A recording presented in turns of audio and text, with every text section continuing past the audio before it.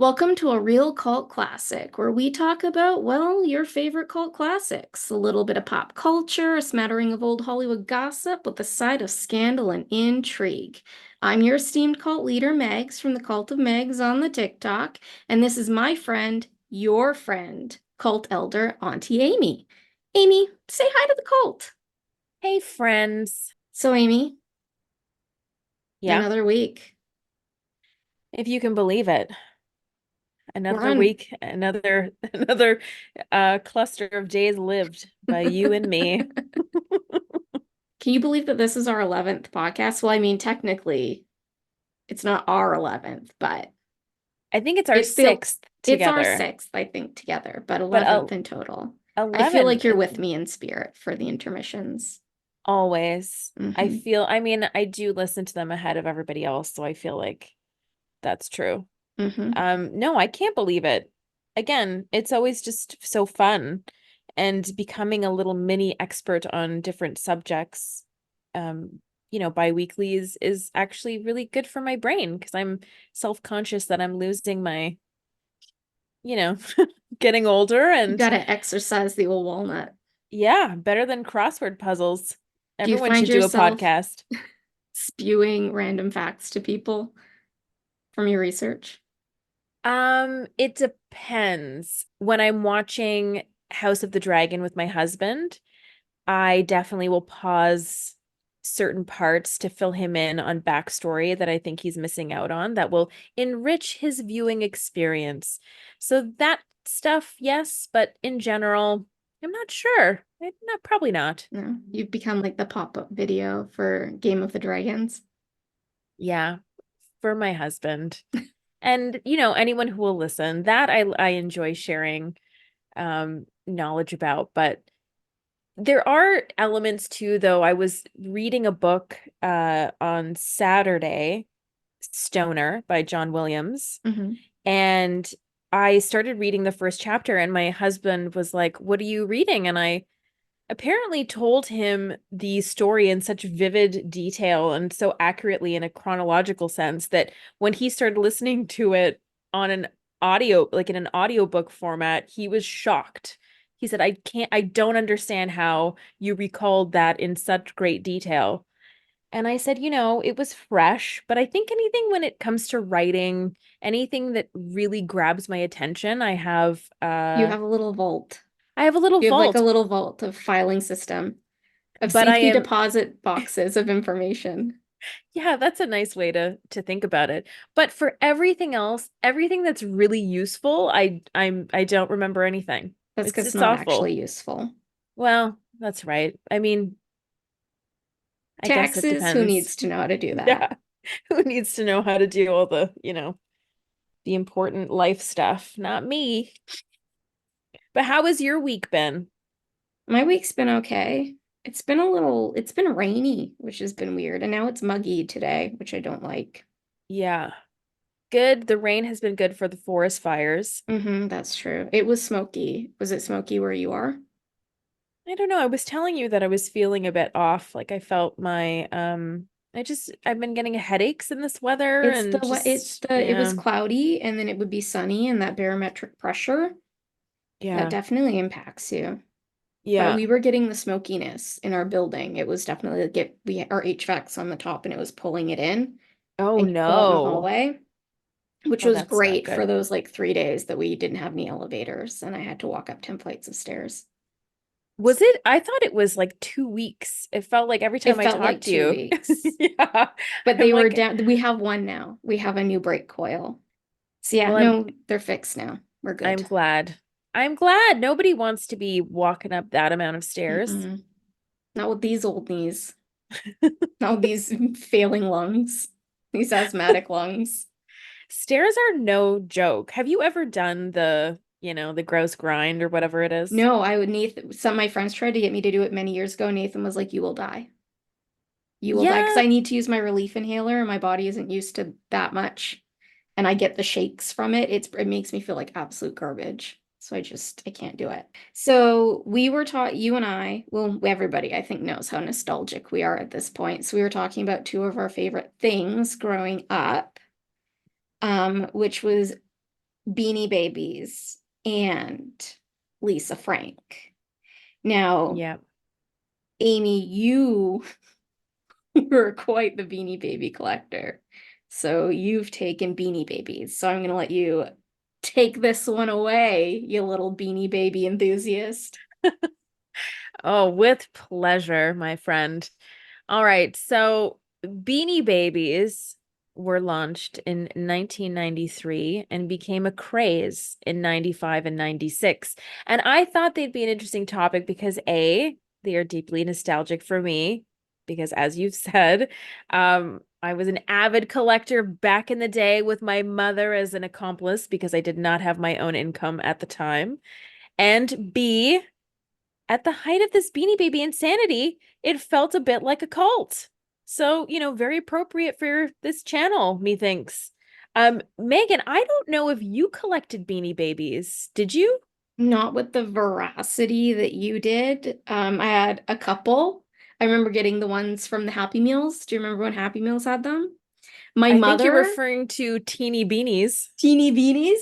My mother still I swear my mother still has one. I'll have to ask her to send me a picture. I'll have to steal a picture. She has one in her like little hutch full of tchotchkes. She still has a Beanie Baby, and every time I go visit her, I'm like, why do you still have that? Oh my God, is it in the original plastic packaging? It is not. It is out of it. It doesn't have a little label cover, but she Oh still wait, no, has this it. is not a teeny beanie. Your mom has No, like a this is like a proper. proper tie. Which one is it? I'll have to here. While we're talking, I'll ask her. Okay, well that's good to know. So you had a couple. I had a couple. I didn't collect them excessively. What did I? I was more of like a video game kind of a kid. So I was gonna, if I was gonna spend my money, or in like action figures, I love Polly Pockets, Precious Places, Mm-hmm. Teenage Mutant Ninja Turtles, Oh, I had the Barbies. largest crush on Raphael. Isn't it weird how, like, yeah, I liked Leonardo because he was smart. Oh, interesting. Yeah, no, Raphael was my guy. Um, Polly Pockets for sure. I have Yeah, so and many video of games. them. Yeah. Oh, do you still have them? I do. There's at my mom's house. Did you ever play with Precious Places and they had the magnetic key underneath them and it moved people? I sure did. Mm-hmm. And they had the lights. I love those so much. I know. They were amazing. Well, we're not here to talk. No, I'm kidding. Shut up, Megan. I asked you one question. No, no. Um, Beanie Babies started out as adorable pellet-filled plush toys and grew into a thriving collector's market that eventually crashed and died, as we know. Some people lost their entire life savings on the promise that Beanie Babies were and would be worth a lot of money. But that wasn't substantiated by anyone outside of the inner Beanie circle. Now, how did this all start? Ty Warner, the tie you see on every adorable red heart tag fastened to the ears of all the Beanie toys? Well, Ty is the founder of the company, and it still exists today. Ty started out at the Dakin Toy Company with his dad, Hal, a toy salesman. Conveniently enough, now Ty was there about 10 years, creating a bit of a reputation for himself. He was known to have an ego fueled by a desire to create a bit of a mystique around his name. He would sell toys while pulling up in a white Rolls-Royce Silver Shadow, wearing a fur coat and a top hat, and carrying a cane. Ty believed his eccentricities would compel people to find out what he was selling. And to his credit, I mean, the man was good at selling shit, as we know. Ultimately, Dawkins parted ways with Ty in 1980 when it was discovered that Ty was selling his own plush toys in addition to Dawkins' line. Ty then took a sabbatical to Italy, staying 3 years. It's here he would discover a line of plush cat toys that would serve as the inspiration for Beanie Babies. A large inheritance from his father, as well as cash from a mortgage on his condo and his savings, allowed Ty to start Ty Inc. out of his home in 1986 in Chicago. He started out with toy cats with names like Smokey, Ginger, and Peaches. He sold $30,000 worth at an Atlanta toy fair, so, not bad at all. The success of these cats wasn't only due to their cuteness, though. Understuffing the plushies with pellets gave the cats a real feeling because they could move, they could be positioned and propped up. And with these cats, it was clear that Ty definitely had something. In 1993, he introduced the first Beanie Babies at the World Toy Fair in New York City. He sold them at $5 a pop, which was considered quite affordable, and you couldn't really get much at that price range at the time. I mean, anything of quality. Additionally, Ty employed a strategy of scarcity of product. How did he do that? A few ways. Now, Ty wouldn't sell to the big companies like Toys R Us. He favored small businesses because they were very loyal, and the beanies would sell because of word of mouth. Okay, so I personally felt the impact of this business philosophy of Ty Warner. A big part of the reason I was able to participate in this trend was because Ty distributed these Beanie Babies to places I actually had in my small town, like Hallmark and Carlton Cards, and a place called Wicked Stuff, and some other small shops too that I truthfully can't remember the names of right now. So I really appreciated that because as a small town kid, I got left out of trends and, bigger stores that we just never got. So that was really fun. Now, the other way to create scarcity was to retire Beanie Babies. So Ty would introduce one in a limited quantity, and then they'd no longer be in production. Not only that, but Ty would only sell a certain number of each style to a store. Beanie Babies was my first experience with real FOMO. Like the fear of missing out on a certain beanie was so intense, I have to tell you. And like I said, my mother got on this trend with me. We were like Laverne and Shirley with these things. I don't know. We were insane. It was actually a really beautiful bonding moment. I told my mom to watch the documentary and she said, "Do you want me to miss you more?" And Stop it. I know it's very sweet. And that was something in the documentary that I'm gonna talk about that was true for I a lot of just want people. everybody to know that your mother is one of the most lovely human beings on the face of the earth. Oh, she's Amy comes by it honestly. she's a nice gal. She We really love is. her. She'll cry if she hears you say that. Um, Now the toys started out as something to be played with and then fell into a collector's game with tag protectors and plastic cases. This meant that moms and dads came on board and turned into rabid collectors more so than children, as we just discussed. My mom is like a perfect example of this. Now, because of this, Beanie Babies surged on a secondary market like eBay, where people would buy the plush animals in bulk and then upsell them. It's just a horrible practice, really. Now, Beanie Babies preceded eBay and even Amazon as the first true e-commerce site. I watched the documentary Beanie Mania recently on Crave, and one of the original employees of the company, Lena Trevetti, had the idea to make a blog. She was also the one who came up with the idea for the poems and the tags of each of the plushies. And when she brought it up with Ty Warner, he loved the idea and basically asked her if she could do 87 of them in one night because that's how many they had in production. And she did. She made up 87 poems for these tags and they used them, and I mean that was such a staple of the whole brand.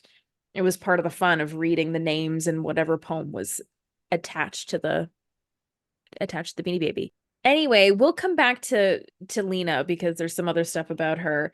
But the blog became a place where collectors could talk to each other, see a catalog of all the Beanie Babies, and sell them to each other. So it was a great meeting spot for the fandom. Then came magazines like Mary Beth's Beanie World magazine. I was a subscriber, and it was, I think, $50 a year American and $80 for Canadians. We always get screwed, I'm telling you. Now, Mary Beth, I discovered, was a real OG beanie lover who had a hand in pushing the beanie industry from the ground level when they first came out in 93 in Chicago. And as a thanks, Mary Beth was served and sued for using the word beanie in the title of the magazine by Tie Inc. after it was in circulation for a year and a half. It was settled out of court for an undisclosed amount, and the magazine was renamed Mary Beth's Beanbag World, which, doesn't really have the same ring to it, I don't think. But the magazine kept on going until 2001, where it ceased publication. Now, to give you an idea of how gigantic this craze was, in 1997, Tie Inc. generated $400 million in sales. I think a good portion of those sales came from the Princess Diana bear that came out in memory of Princess Diana after she passed away. Now, the proceeds for the bear went to the Princess Diana Fund. I had one. And I remember the whole narrative around that time, like they're only producing so many. This is a special bear. It's a special deal.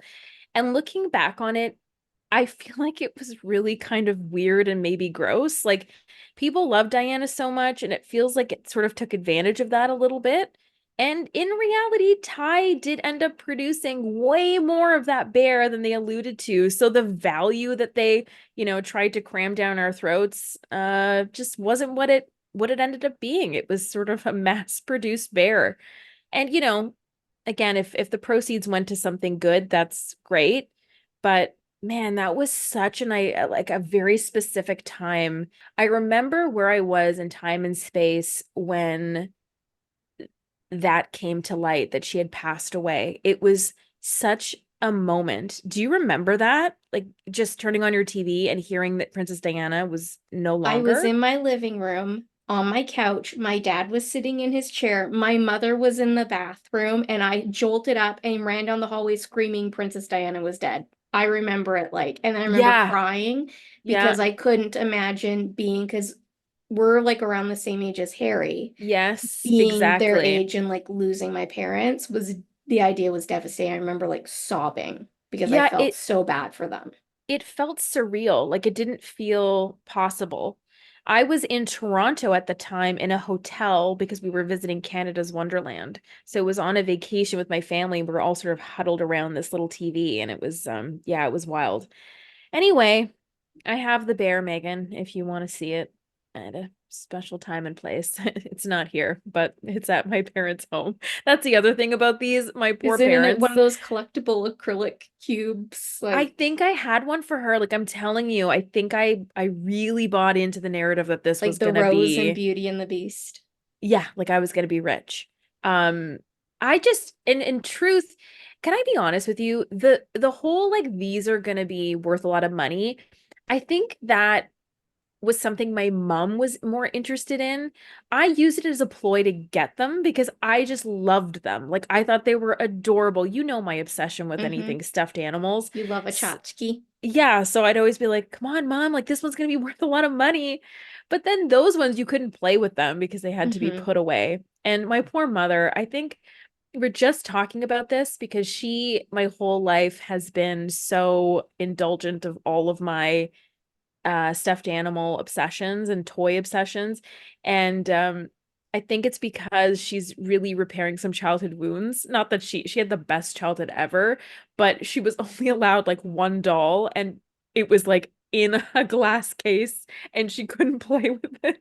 They just didn't have toys Yeah. the way that we did when our parents were kids. So it definitely, when we were talking about my mom having a Beanie Baby in her hutch, and she sent me a full picture of her whole lineup. She has a few Tsum Tsums that I bought her. She has like a little Yes. big feet. Like 1,000% she's a secret tchotchke person, and she loves a cute little she loves a Stitch Squishmallow. They just didn't have those things. Like you said, they had like one doll, and it was typically like a creepy doll that was the size of them, and its eyes like blinked open, Yeah. Yeah, right? And it had like exactly. matching clothes. So they didn't really have the Often haunted. availability. Yeah. And like my Yeah. mother was also very indulgent. Like she was, I Yes. had a whole Precious Places village and like every Ninja Turtle and Your mom's the whatever, best. We right? really lucked out on the mom front, We hey? did. We got good moms. We got good moms. I'm very thankful. Another big financial win and very smart business decision was when Ty Warner gave one of the first and maybe only licensing deals to McDonald's for the teeny beanies and Happy Meals. Man, I remember those, and you remember those as you were just saying. And I don't know, you probably are thinking about this right now too. I couldn't fully appreciate this at the time, but think about those poor McDonald's workers. Like it was bananas. Look, the McDonald's thought that the teeny beanies would last 5 weeks in store. They lasted 2 weeks, and it was awful because people would buy a crazy amount of Happy Meals and just toss the food away. You And didn't then need to do that though. See, my mother would go up, you could buy the toys. My mother would buy me the full lineup of toys. Like, I don't know if you remember the Muppets and they came in the little yeah, cars. My oh, mother bought me the full lineup. The Disney characters bought me the full lineup. Teeny Beanies bought me the full lineup. One Happy Meal, full lineup of toys. That woman just handed over some cash. okay, yeah, your mom is a G because that was She's a not, haggler. yeah, that was not my reality. It was like they were like gold coins, like you couldn't get them. They would slip between your fingers and like they would always be sold out. And But do you again, remember but being disappointed by the quality of them? I still remember that they just didn't feel the same as no, like I an mean, authentic Beanie Baby. I felt kind of authentic ripped off. authentic Beanie Babies were by definition understuffed, like are already. So the little teenies were even had even less stuffing. I mean, I think there's something about McDonald's Happy Meal toys from our youth. Like when you talked about the Muppet toys, I remember exactly what those were. And the Little Mermaid, like the Disney stuff. Oh, yeah, so everyone except Megan's mom would buy a crazy amount of Happy Meals and just toss the food away and then sell the toys for God knows how much online or, at Beanie Baby fairs. And the Teeny Beanies definitely helped Thai Inc. reach $1.4 billion in sales in 1998. Like, that is a huge number for being in production for, well, since 1993. And with that amount of money, you think, wow, I'm sure Ty Warner shared that wealth with the hardworking people in his company, right? No. Although, apparently, I have to say, in his first year of business, he gave his employees their annual salaries as a bonus, which is, I think, very great. But the second year, he went, I'm going to give you all billionaire bears, which cost him 35 cents a piece to make.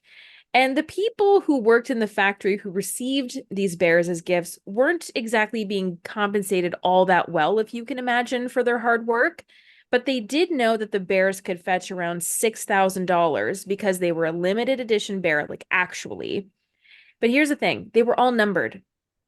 So these employees had to ensure whoever sold these bears on their behalf skewed the numbers so Ty Warner wouldn't know which employee sold their bear. He was apparently a maniac on this front. He was known as being quite litigious, and he really cracked down on counterfeit beanies.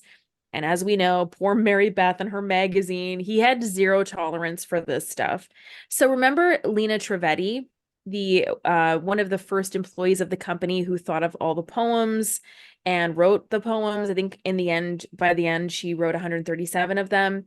She was still in 1998 making $12 an hour. Apparently, she asked for $120,000 as a salary and was denied, and so she left the company. And it just makes me so mad. It just makes me so mad. Anyway, the popularity of these plushies also meant the rise of counterfeit Beanie Babies. You have to think of those blurry 90s photographs. You could get away with a lot back then. You couldn't really distinguish quality and those little differences that would be able to, would be the tell for what was authentic and what wasn't. Now, the counterfeit beanies created careers for some people in Beanie Baby authentication. So consumers would buy Beanie Babies and then send them out to be verified. I read about a company called True Blue Beans, which is a site run by three women, and they charge $5 per Beanie Baby. And that gives you a sticker that says whether the toy is counterfeit. And for $15, they'll put in a tamper-resistant display case and let you know whether it's museum quality, mint condition, and even magnificent. And I went on this website and it seems to still be happening. So, yeah, just for all of you there, if you want to know whether or not you have a authentic Beanie Baby on your shelf, maybe your mom can send. Amy, you could be doing this. Oh This is a yeah, missed opportunity. it's true. What have I been doing with my life? No, What a waste of a talent. it got so bad that there was even a Beanie Baby bandit who stole 200 of them in March of 1999 from a stationery shop in Center Point, New York. Now, there were tons of stories like this, like theft. I mean, people were getting clubbed and just on the street, home invasions for these Beanie Babies. And I think there was even a Beanie Baby related death. Like it was nuts at the height of this thing. But things finally started to dip in the fandom. Sales were slowing down. And in response to that, Thai Inc. put out a news flash on the webpage on December 31st in 1999, saying that Beanie Babies would stop production entirely. Now, this at first shocked fans and consumers, but it was certainly successful in moving the stagnant products on shelves, creating another frenzy. Then the website updated with a poll saying Beanie Baby lovers could vote to keep them in production for 50 cents a vote. Now, remember, this is also on the cusp of Y2K, by the way. So imagine having that in the background of all of this on the internet. Now, guess what? Megan, you'll never believe it. Beanie Babies won the vote, but it backfired because people saw it for the gimmick it was. This started the real downswing of Beanie Babies. People got out of collecting them, selling their massive collections for a fraction of the price they paid for them, and some people even went bankrupt. But I kind of love this aspect of the story because people were just like, screw you. We were very loyal fans, and you tried to like, you just like, they weren't falling for this crap anymore. And I really, really enjoy the fact that they took some agency back, although it did kind of disrupt the entire Beanie Baby industry. Karma came in 2013 for Ty Warner when he pled guilty to charges of tax evasion going back to the 90s. He set up an offshore account of $107 million in a Swiss bank account to avoid paying taxes.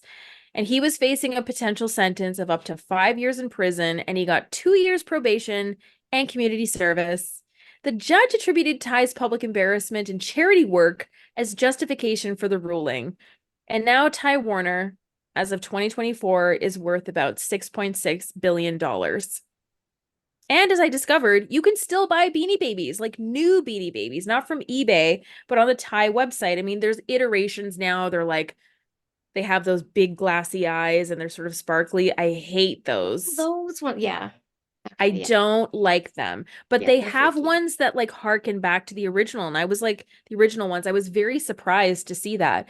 So, anyway, so there you go. If anyone wants to revive the trend, get on it. You could go right to the Thai website, or there's tons of secondhand Beanie Babies for sale. I mean, talk to me. I might be interested in selling some. Who knows? Beanie Babies. So, yeah, I want to hear. I'm desperate to hear about Lisa Frank because the only thing that could equal my obsession to Beanie Babies has got to be Lisa Frank. So So take it's me on gonna this be journey, quite Megan. the ride. Amy, I think I speak for both of us when I say that we long for the days of getting lost in the stacks of the Scholastic Book Fair. The book fair money calling your name from the Ziploc baggie your mom put a few $5 bills in for little extras outside of your book fair order. Would it be translucent fruit-shaped erasers or another Lisa Frank poster depicting psychedelic dolphins jumping out of an acid trip ocean? Decisions, decisions. Oh, and even though I'm talking about Lisa Frank, there are going to be some topics in here that are not appropriate for sensitive ears. This is just a very big heads up. Lisa Frank was born and raised in the wealthy city of Bloom Hills, Michigan. Her father ran the publicly traded Detroit Aluminum and Brass, which had been founded by his father and uncles in 1925. The company manufactured transmission components, clutches, stuff like that. Whatever else is in a car, I don't know. And were the only company to make the engine bearings for tanks used in World War II. Real Detroit automotive royalty. Outside of the family company, Lisa's father was an art collector and her mother kept a kiln in the basement, and so they encouraged her to pursue her interests in art. She attended the Cranbrook Schools in Bloomfield, a private K-12 school that was also attended by Mitt Romney and his wife Anne, Tony Award winner Renee Ellis Goldsberry, and Selma Blair. It was there that she began painting. In her senior year, she would sell out her art show, earning a cool $3,000, which in the 70s could have bought you a car. Ironically, Lee Iacocca purchased one of her paintings. You know, the former president of Ford and Chrysler. After graduation, she headed to the University of Arizona, where she continued to explore her entrepreneurial spirit. She would purchase local made crafts from indigenous peoples like jewelry and pottery, and then would sell them for a markup in places like her hometown of Michigan and California. She also started her own jewelry company called Sticky Fingers. Oh, the irony, which was made of plastic bits that she glued together with hot glue. And then she sold those to Urban Outfitters and Neiman Marcus and Bloomingdale's. The Sticky Fingers jewelry went on to inspire smaller items like stickers and buttons, which feature the likes of Popeye and Betty Boop, whose licenses she had acquired legally. Who knew she knew how to do that? From King Features. She would combine Mighty Mouse and unicorns. Fun. In 1979, Sticky Fingers was renamed to Lisa Frank Inc., and then she got a $1 million deal from Spencer's Gifts, which is the West Coast version of your wacky, shacky gift shop or whatever it was called, Amy. Wicked stuff. Wicked stuff, yes. That would be around 4.3 million in today's American dollar bills, if anyone else is wondering. What had started as a small operation where Lisa hand-painted goods grew exponentially to the point where they had their own proprietary ink formulas that offered that iconic Lisa Frank vibrancy. By the mid-90s, Lisa Frank's imagery was everywhere, on pencil cases, notebooks, folders, stickers, posters, stuffed animals. It was inescapable. The company had moved into a 320,000 square foot building in Tucson, Arizona, which was emblazoned with gigantic music notes and massive character statues. The kind of things would have been my dream at 10, but now are my literal nightmares. Business boomed between 1995 to 2005 and was bringing in over $60 million a year in sales. Lisa and her husband James's shareholder distributions during this time were over $100 million. That's just their shareholder distributions. But while her business was growing, so was Lisa's family. She had her first son, Hunter, in 1995, and her second son, Forrest, in 1999. You know those two little psychedelic tigers, Amy, that were so iconic of the Lisa Frank brand? Oh, I sure do, Megan. She named her children after them. Wait, the tigers came first, and The then she tigers went. came first, and then she named her children. Hunter the tiger was named the same day that Hunter the child was named. And what was the other tiger's name? Forrest. Hunter Yes. and Forrest. Hunter and Wow. Forrest. Yeah. Mm-hmm. Okay, okay. Anyway, after Forrest was born, Lisa stepped away from the business and handed the reins over to her husband, James Green. Now, James had started at the company in 1982 as their first in-house illustrator and designer.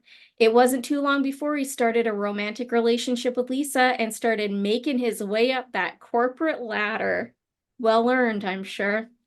In 1988, she made him an officer of the business, and by the end of 1992, he was president and CEO of both Lisa Frank Inc. and Lisa Frank the Human. They married on October 22nd, 1994, in a wedding that was allegedly an extravagant affair, which is fitting since that's how they lived their lives, with private planes and a mansion described by one local as a nouveau riche monstrosity of a house. As she handed over the daily operations to James, she also gave him 49% of her shares. It isn't just a coincidence that Lisa Frank Inc. peaked in the late 90s just as Lisa opted to work from home. What was supposed to be a world full of unicorns and cats with false eyelashes became known as, one Jezebel article titled it, the Rainbow Gulag. Lisa herself was super thin and obsessed with her image. There are very few photos of her in existence. Don't worry, I way backed one of them due to her reclusive nature. She was terrified of aging, and the older she got, the more she would hide. As James took over, Lisa Frank Inc. earned the reputation as being the shittiest employer in Tucson. It was so bad, locals would advise against anyone taking one of the many positions that was open there. And if you think calling it the Rainbow Gulag is a bit extreme, just you wait. Part of the office culture, if you can call it that, was the distribution of an inter-office newsletter called Frankly Speaking, which circulated during Lisa's tenure at the company. In one issue, they announced the promotion of Rhonda Rowlett to senior vice president. They talked about how Rhonda had worked her way up from being Lisa's assistant 10 years prior, how committed she was to the company. She knew how special it was. And then it got weird. It went from praising Rhonda to praising Lisa and James, how they had always recognized and rewarded exceptional performance, how they had no preconceived notions of your abilities and offer you as much responsibility as you can handle, how they became her inspiration as she recognized early on her desire to be associated with the best, and she considered Lisa and James the best at what they do. They also have Rhonda quoted as saying, "Working at Lisa Frank may not be the easiest place to work, but it's the best." Then there was 110%, which outlined how to interact with your boss. Be loyal. Bosses can forgive stupid mistakes, but disloyalty is a character flaw. Keep the boss informed about what you are doing, where you are, whom you are talking to, and why. No one has ever lost a job because they've told the boss too much. Embrace change. It's not your job to resist. Respect the boss's time. If he gives you 30, take 20. Don't tread on his turf, at least not without permission. Follow up quickly. He may not have a stopwatch, but his internal clock is ticking. After reading that, it wasn't surprising that management had been secretly and illegally recording phone calls. Visitors of any kind weren't allowed, including family members, and even though they were expected to maintain a high level of productivity, employees weren't allowed to speak to each other. If anyone were to break the rules, which became increasingly more strict as time went on, employees would be verbally abused, terminated, or, in a case that I related to, oddly enough, Amy, after one employee was discovered to have left 10 minutes early, James instructed the warehouse manager to put chains and padlocks on the doors so staff couldn't escape. That feels not only like a massive fire code violation, but also isn't that considered kidnapping? Like legally, I'm pretty sure. Well, the word escape is troubling enough. The physical chains and bars are probably, I yeah. think like it's considered kidnapping. They didn't Wow. just make it difficult to leave literally, but also figuratively. They often tried to stop unemployment benefits, wouldn't give out promised severance packages, or even final checks. It was so bad that former employees had to sue to get their paychecks or commissions. But if James thought those tactics would force people to stay, he was very wrong. One sales and marketing manager said that between February 2003 and December 2004, over 80 people left the department, most without notice. It wasn't just their own employees that were mistreated. They also weren't paying the contractors and builders who had worked on the corporate headquarters. They claimed that the company owed them over $4 million worth of work. In 2004, the company celebrated their 25th anniversary with massive layoffs, cutting their workforce from 400 to 100. And even then, they couldn't keep their staff. The environment was described by one graphic designer as needlessly abusive. But it wasn't just James. There were stories of Lisa threatening to end her sales managers' lives if they messed up a presentation. One employee was fired for talking to her father on the phone. She apparently ran into Lisa years later and said, "I used to work with you." And Lisa went, "Did I fire you?" And she went, "Yeah." And Lisa went, "Oh, it wasn't a very good place to work." Like, for real, lady? Even though Lisa contributed to the culture, or lack thereof, in all of the lawsuits, James was the one named as red flag number one. James was prone to profanity-laden outbursts where he would berate not only employees, but also his wife publicly. He was described as abusive, arrogant, and extremely difficult to work with. He also liked to throw things like a petulant child at a scholastic book fair. As one employee so eloquently put it, "The guy's kind of a dick." Now, Amy, would you be surprised if I told you that he was also a man of short stature who reeked of cologne? No, Megan, I wouldn't. He wouldn't let those who worked directly with him wear heels, claiming that it was because they couldn't keep up, but we know the real reason why. Now, remember dear Rhonda, who was so committed to the cause? Well, she didn't help much. As one employee described it, James was a tool and Rhonda was his hammer. They were both aggressive and paranoid, which many attributed to their shared coke addiction. And I don't mean the cola. And that wasn't the only thing they were sharing. The pair were allegedly boning on the reg. Although I don't know how allegedly something is when it's in a sworn affidavit. One product development artist wrote, before the court. My wife and I were shopping at Tucson Mall over 4th of July weekend 2005 and stopped by the Lisa Frank retail store in the mall. We were surprised to see James and Rhonda together in the store on that 3-day weekend. We had a short conversation with James. Rhonda didn't say much. After we left them, we both thought it was strange that they would be together and that Rhonda acted sort of caught off guard at seeing us and acted uncomfortable. We wondered why James wasn't with his family and Rhonda wasn't with her husband on a holiday weekend. Something wasn't right. There was also, allegedly, a letter that was on the back of one of Lisa's pieces in the archive room from one of Lisa's friends, written to Lisa talking about how much fun she had had freebasing with Lisa and whoring around New York. Fun! Maybe that's why those pictures are so psychedelic. Yeah, this is my neural pathways are frying as we speak. A lot of childhood memories are just zapping And I'm away. only on page 5. Oh God. Either way, Lisa had enough of James's crap, and in 2005, she filed for divorce. He moved out of their family home, but not the business. As Lisa became more present at her company, James began to spiral even more, which made life for their employees even more contentious. Never mind the fact that he was screaming at those who took direction from Lisa, he banded with Rhonda to force employees to pick a side, Lisa's or theirs. Meanwhile, James accused Lisa of spying on him and reading his emails. Of course, he completely missed the irony that he had been doing the same thing to their employees for years. After their divorce, he stole 6 computers from the business, which he was forced to return by a judge. He claimed that they had personal correspondence on them. Interesting. Lisa filed a civil suit to force James to attend their annual shareholders meeting. It was just the two of them, so that she could elect a new board of directors, and then had to file a temporary restraining order to keep him away from the business so he stopped harassing employees and blocking purchase orders, as well as removing assets from the company. Police eventually showed up to remove James, Rhonda, and Rhonda's secretary from the building. While Lisa had dreamed of expanding her empire into various other realms like clothing lines and a theme park, the 2000s were spent in court instead. Lisa sued James to get him out of the company. James sued to attempt to block Lisa from buying out his shares when they divorced and attempted to claim that he had developed all of her characters and that her trying to take back control of the company was illegal. It wasn't. He wanted the court to dissolve the company. Very, if you can't have it, no one can of him. Then Rhonda sued Lisa Frank Inc., claiming she was promised a $2 million severance package if she were to retire or be fired, and Lisa was like, yeah, no, James wasn't allowed to promise you that. Then Lisa Frank Inc. sued James, Rhonda, and Rhonda's husband Jerry for stealing 5 truckloads of property and for converting corporate funds for personal use. Then James sued Lisa for $16.7 million to repay back a loan for a private jet.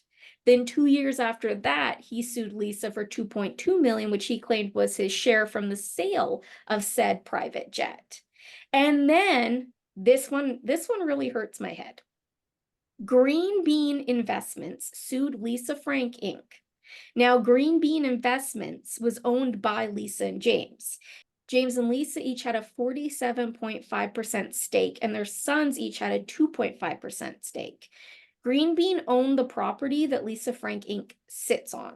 James claimed that they had violated their lease to Green Bean when they didn't pay rent. So obviously, James, as a minority owner of Green Bean, had the right to re-enter the property and take possession. Then Jerry, remember Rhonda's husband, sued Lisa Frank Inc. for damages regarding the suit that claimed he stole stuff from them. That case was dismissed. Finally, in 2009, and this one is especially nutso, James attempted once again to take back control of Lisa Frank headquarters, but this time he involved his minor sons. He sued Lisa Frank Inc. and attempted to get the company evicted from its headquarters. He sent his 13 and 9-year-old sons written letters demanding them to give him consent to take action against their own mother's company. Shockingly, they did not comply, and he was unable to go through with the eviction. And if that wasn't enough, their divorce was never ending. It took years for these two to come to some sort of agreement. For all I know, they could still be trying to reach a settlement. As Lisa regained control of the failing company, she opted to license to CSS Industries, a company based in Delaware. It was a sign to those who had worked for her that the company was truly struggling, as she would have never licensed previously. But she ended up having to take CSS Industries to court in 2012, claiming that they failed to pay her 2.8 million in royalties. That same year, she teamed up with Urban Outfitters to sell vintage wares as well as exclusively designed shirts, which all sold out, yet the company seemingly ended their deal with Lisa. One insider said that the company tended to lose these business relationships because Lisa Frank Inc. wasn't very friendly. There's definitely an air of ego when you read some of Lisa's interviews, which makes this unsurprising.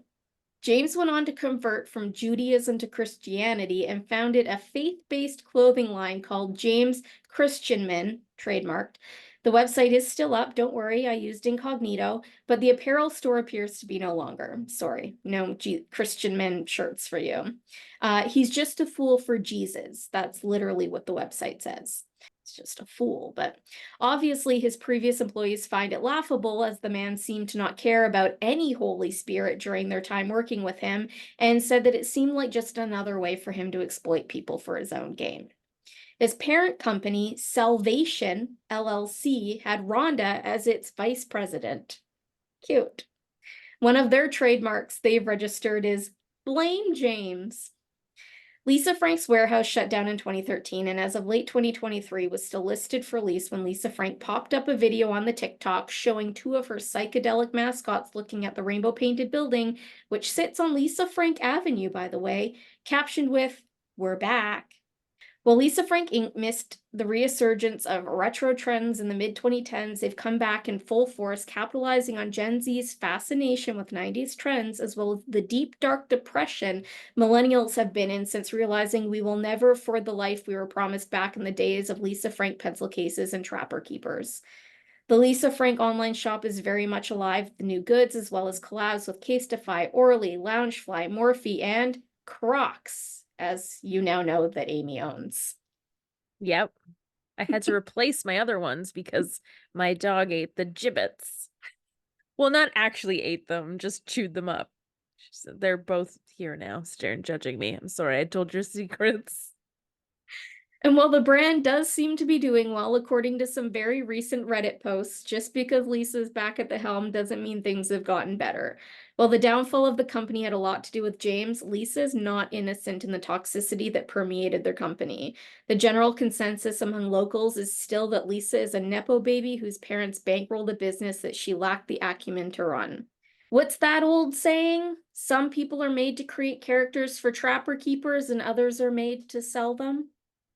That was as wild a journey as any of her posters is visually strange. Like it fits. Like it is shocking, but also not shocking at the same time. I go, this feels right. What a crazy life. Because I was also mapping as you were going. I mean, obviously, as we know, as young avid Lisa Frank fans, she went away for so long, or at Mm-hmm. least, I mean, it wasn't in our, consciousness. And then there was a resurgence, and I'm sort of looking, although I'm not going to support her now, knowing the origin story of Lisa Frank. Well, there's a bunch of articles about people saying about how like now like they have adult money, so it's like cool because they get to buy it for their kids, but then they also get to buy stuff for themselves, which they didn't have the money to do back then. But I did find a Reddit post where somebody was saying like there's jobs posted all the time, and they were like, "Hey, given that that he's gone, that James is gone, do you think it's worth going there?" And people were like, "No. It's It's just still as bad. bad. She's a huge part of the problem." Oh God. Like, yeah. That No. she was just See, as toxic. She would scream at people. She would, yeah. I mean, she married him. She picked him. He was extremely verbally abusive to her as well, but she was part of the problem. And that seemed to be the thing that people were saying. They weren't business people.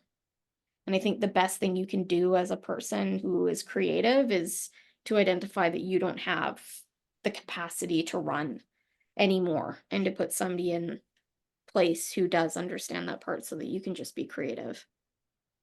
yeah, wild. And likewise, Ty Warner was a bit of an elusive figure as well. Like he was notorious for hating interviews, and he was never really um available for that or put himself in a position to be interviewed. I think there was like one People article that was an interview that was done, and that was like pretty much it. And people said somebody referred to him as like Willy Wonka, that he had a look, I he looked feel a like little he would like, like that. I'm gonna have to Google him because I you can keep see picturing pictures him of as him. Zach Galifianakis. No, he has more of a, oh my God, what Gene Wilder kind of look a little bit. Hey, Megan, Mm-hmm. what is something you've purchased recently that makes your inner child very happy? Probably making stickers for the cult. I Yeah. think because I love stickers. Do you remember?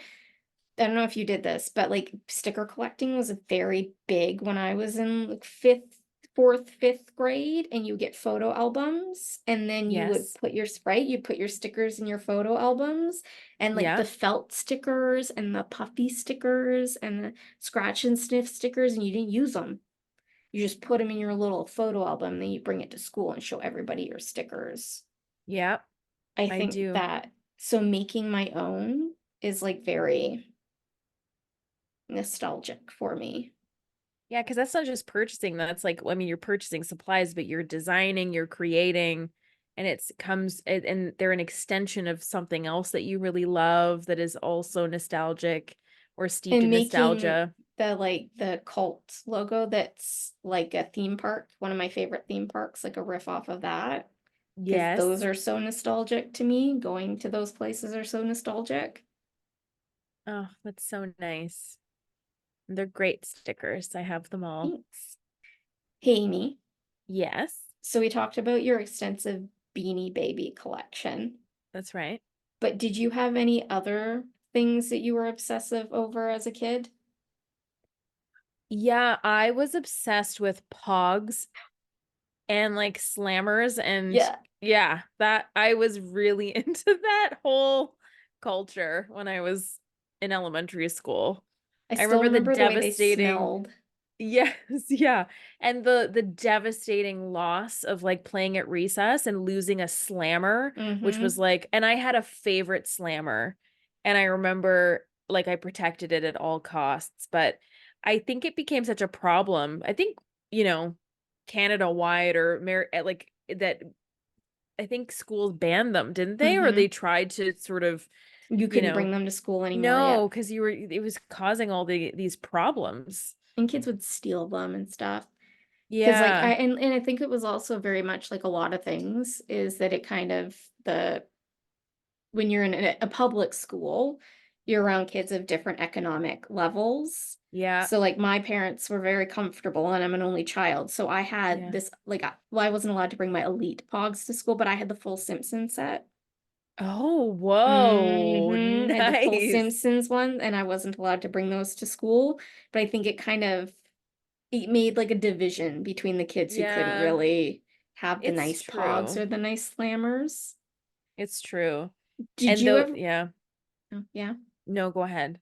Did you ever have those they were called screaming saucers and they were like a blue raspberry sour candy and they turned your mouth blue? Oh my God, that sounds so familiar. I can't remember. I'll have to look it up. Because everybody was obsessed with them and those got banned from our school. We weren't allowed to bring them to school. Oh, These kids would really? just be in like the library, like passing their screaming sour screamers or whatever they were called, and they were screaming saucers, and we'd all have blue mouths Oh my and like God. tears running down our face. So disruptive, but the best. I remember something I rediscovered, which brought me back to like my elementary school days like nothing else. I saw a picture of Yikes pencils. Do you Yeah, remember Yikes? yes, with like the black, like is it wood? Yeah, Were had they wood? carving, like they was carved Yeah, in these little and the designs and they were funky. holographic. Yeah. Yeah, and I the always erasers that didn't I work, always but loved like the clear erasers were my thing. I was obsessed over them, even though they never erased anything, they just smudged the pencil none in. of them did. And my dad had his one of my dad's really good friends. His name was Tony, my uncle Tony. He was from Barbados, so people knew he was not my uncle. Tony Baloney, and he had this very thick accent, and he would always bring me fruit erasers. Like that was his thing, and he was the Oh, loveliest. And they remind me of him. oh yeah. Like I saw that picture and I smelled it. Like I could smell the pencils and the erasers. Isn't it so funny? And like your pencil shavings would be black, they wouldn't be like regular wood pencil. And the leads, there was Yeah. something about the lead. It was like soft and just Yeah. they wrote really nice. Yeah, and the cartoons, they were like all these like it stretched out like kids and it With was like the just all hair and stuff. yeah, Yeah. yeah. Yeah. I God, there's also so feel like many going to things. Disneyland once a year has is fulfills my childhood need Oh, I keep seeing those nostalgia. Halloween adverts and I keep thinking about you and I'm like, Do you know what's nuts? I looked up the prices and to go in October, it's now like 100 and if you're on like a good night, $179 USD per person. When I first started going, I think it was 25 USD per person. that And it's not sucks. even in Disneyland Park. It's in California Adventure, it's good, but it's nowhere near as good as it was when it was in Disneyland Park. Oh my gosh. That's I so need to go to the one in crazy. Disney World. Have you been to the Disney I have Worlds? never been, but I did tell Nate that it's my 40th birthday next year, so I think I deserve a trip to Disney World. You should go. I mean, it is so big and You need hot. longer, yeah, And you got to watch out for those gators. you do. And all of the Florida men that are always in the headlines of media. But they have ET at the Universal Studios there, which they got rid of at the one in California many years ago, and it was always my favorite ride. It smelled like Oh, pine sol. yeah, I Love that remember that ride. ride. I went to Disney World when I was in the first grade and I remember everything like it was yesterday. It's Were you crazy. tall enough to go on all the rides? I went on quite a few. Like I went like one of my favorite, well, my favorite ride I think was Back to the Future. Again, this was Mm-hmm. like because it's You were animation. It's tall like, enough to go on Back to the Future when you were 6. Amy, yeah. my parents had to wait till I was 10 years old to take me to Disneyland because I couldn't go on any of the rides. I didn't meet the height Really? requirement. But Yeah. but Back to the Future was like a screen. But I think It you still was had to be a certain I height. guess, yeah. Well, I'm not a short person. You are taller than me, but most people are. And that's like there's nothing against shorter There isn't. I anything. can stand up on an airplane underneath the overhead bins. I can clear Yeah. them, okay? But I'm trying to think if I was tall as a 6-year-old because now you're making me think about rides and height stuff. But that one and I remember this was the King Kong ride The old was King Kong crazy. animatronic was so good. It was so good. It was like I miss the imagine as old a back 6-year-old I'm lot like tour. yeah, like It I feels just real. yeah, you feel like you're walking into Yep. this like city that's being terrorized by King Kong. It was so scary and so cool. I just remember newspapers flying off the ground. Like Yep. that's how and then E.T. was incredible as well. The Haunted Mansion. Now, Hmm. the Haunted Mansion for me was wild, and then when I went back as an adult to Disneyland, Is it different than the definitely one at Disneyland? Because the one in Paris um Disney is different. They're cowboy ghosts for I some can't, reason. I can't, I mean, that sounds amazing. I can't really vouch for that because I was 6 and I'm sure Hmm. there's things that just So we things were need to so go much more back so you can impressive. compare and contrast. Yeah. Well, and also the Jaws ride I went Oh on yeah. because that was there and that was Did they scary. have the backdraft? Like, you know how you could go and watch live actors do stuff? I saw Indiana Jones in that Uh, capacity. They had like a different show, like an actual they show. had backdraft at Universal Studios, and I was terrified of fire after watching that. Yeah. Oh, I Hmm. saw Waterworld. Oh, There was Waterworld's a, so good. yeah, that one was crazy. What was the oh, and unfortunately, we were young and we didn't know, but SeaWorld, Yeah, I saw Shamu. we yeah, we went Yeah. there and it was pretty awful because my sister got lost. Well, she didn't get lost. She stayed where she was supposed to. She stayed put because my parents had told her what to do if that situation had happened and we ended up finding her But I told you this, I think, after the fact, when I was much older, my parents told me that they had heard on the news that a child abductor was rampant in the parks, that they were taking kids, bringing them to the washroom, changing their appearance, like Oh my cutting their God. hair, changing their clothes, and like taking them out of the parks. So my parents were on high, like the fear they felt when that happened. And then yeah, and everything ended up being Wait, to okay. But offset yeah, that horrifying story, can you yeah, please sorry. tell everybody about how you were all given your money and like how your brother chose to spend Yeah, it? so my sister and I and my brother, we were given what felt like a fortune at the time because I was 6 years old. I can't remember how much it was. It was probably like $300 or $350 or something. It was like a good amount of money Back because it then, was yeah. special and Hmm. like it was wild. And it was like from our grandparents and a bunch of people who And just that like pooled American money. exchange rate. Yeah, I think we actually at that time our money was worth more. It was good. Those were It good was a days. good, Yeah. yeah, those were good days. So my sister and I mean, we spent that money so fast. I remember my prized possession was a Pluto stuffy.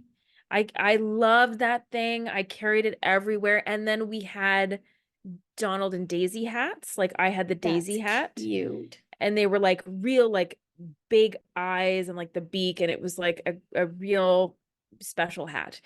My brother, and he's still like this to this day, very, very methodical, very careful. He saved his money and it was like the last day. And he said to my parents, I know what I want. And they're like, okay, what do you want? He said, I want that. And he pointed to a Darth Vader helmet. But this helmet was like, I mean, it made the sounds. It was legit. Like it That was was a top very shelf helmet, wasn't yeah, it? it was a Yeah. top shelf helmet. He spent all of his money on this one thing. And I gotta tell you, I think he still has it and it still works. And we used it for so many skits, drama skits. We used it for Halloween. It was the best purchase I think you could possibly have bought. So, he was a smart egg, that Do one. you feel like if you could ever con your family into doing a Disney trip, that he would be in there making a little droid or a lightsaber? Do you think that'd be still be his vibe? Yeah, I don't know. He's got kids now. So I think Do it's you like think he'd be in there whatever. having them make them? Yeah, probably. I think they would just be so happy, but they're probably more into Marvel. I think that's more their thing. So he Mm-hmm. would, and so is my brother. I mean, we're all like big Marvel fans in my family, but he'd probably adopt whatever they had going on. But yeah, he'd still go for Star Wars for sure. That He'd but do. too, it's Yeah. good. Yeah. I've never done that, so I don't That's even right, know you haven't really. been since they opened that up, or since they opened up Avengers Campus Yeah, no, I with all the Marvel haven't. stuff. I haven't been in a while. We gotta go. Mm-hmm. It's close. Does somebody want to send me and Amy to Disney? Yeah. I told you there's a sweater that I want and anything Lotso, I'm all in. Well, you might be having to come down and watch some cats next Yeah. year. That works I'll too. I definitely can get watch you your all the cats sweaters. and then I'll just pick out the merch I want from the stores and then you can bring them back for me. That also it's a good consolation prize, I think. You know, until we get to Or do it Nate together stays here and he watches the cats, and you and I go to Disneyland. and we go. Oh, we'd have fun. We would have so much fun. You wouldn't have to worry about anybody panicking over being claustrophobic inside of rides. Yeah, my husband is incredibly claustrophobic and Disneyland is not his That's not a favorite good place. place for people who don't like No. to be trapped in enclosed spaces. No, well, I told you the story of this is one thing I forgot about the Haunted Mansion. I just said this is a non-negotiable. I said you'll have an easy time. It's not a big ride. It's more, an experience. You just like basically take a tour of this house. And the first thing we did when we Stop. stepped inside is that elevator, which is his worst nightmare. He does not go on elevators. It doesn't matter if it's one floor, 10 floors. He won't step inside Like of how one. he climbed all the way up to the 10th floor to feed the cats while I was in Disneyland one time. Well, he loves you and he Yeah, loves the cats, so he would do they're that for very you. adorable. Yeah. But I just remember he said he was gonna punch people to get out. Like it was like 5 seconds. He was 5 seconds away from being banned from the parks. He just had a breakdown because the lights go out. Like it's Yeah. dark too. And then it has that weird, like warpy, what is that? It's Oh, like the pictures, the yeah, this room grow? Yeah, the whole yes. spiel. Yeah, So you have no and you sense don't of know like, which way is out or yeah. yeah. So, once he calmed down, we had quite a good laugh about that. Once But you calm down. in the moment it was I was stressed.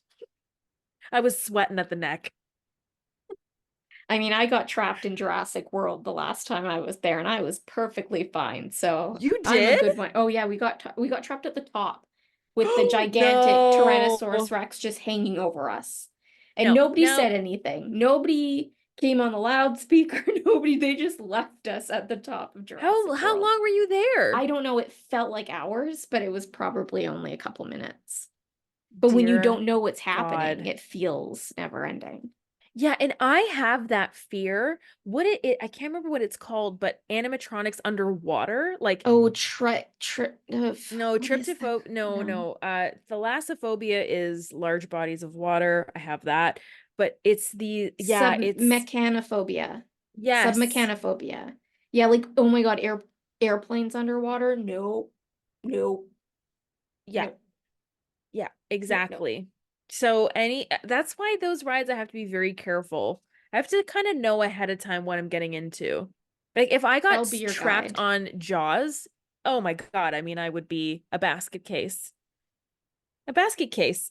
And I could not do a movie where you're in the water with a mechanical shark. I Like, don't know how they do that. No. how can you do that? No. It's real to me. Like, I Even just couldn't when do it. Leo and Kate were in the tank No. doing the door scene, like no. The dark, no. Yes, exactly. No. The dark That's why I'm water. obsessed with underwater horror. Like I become obsessed with things that terrify me. Everest, like mountain climbing, don't get it. Read tons of books about that. Underwater horror, space. It's I want to be even more horrified. I don't know why. Yeah, no, no. No. Underwater stuff to me and space also scares the shit No. out of me. Yeah, no, I'm not interested. Those kids who dream about going to space and being an astronaut, I just like, They hats off must to be you. missing their fear center, which Yeah, must what be are nice they? in some situations, but Yeah, that would be nice not to fear anything. I've got some to spare if someone like to take some fears would off you of like my me. some of my fear? Yeah, take some, please. Would you like some of my anxiety? Can spare some. Oh, and on a final note, when you said boning on the reg, I was like, that's like the title of my next podcast, as I'll be reviewing Five Brothers by Penelope Douglas. Like, I'm gonna steal that. Well, Amy, thanks for hanging out with me, for Thank reminiscing. you. It's been Thank a you for hanging out with great. me. You always thank me, but I want to thank you. Well, you're very welcome. I mean, my time is precious, and I'm glad to give a limited amount to you. Anyway. You know what? I take it back. Uh, yeah. So I guess that's all we have for this week. Thanks to everybody for spending their time with us. We appreciate it. Have a great day. And may the cult Be with you.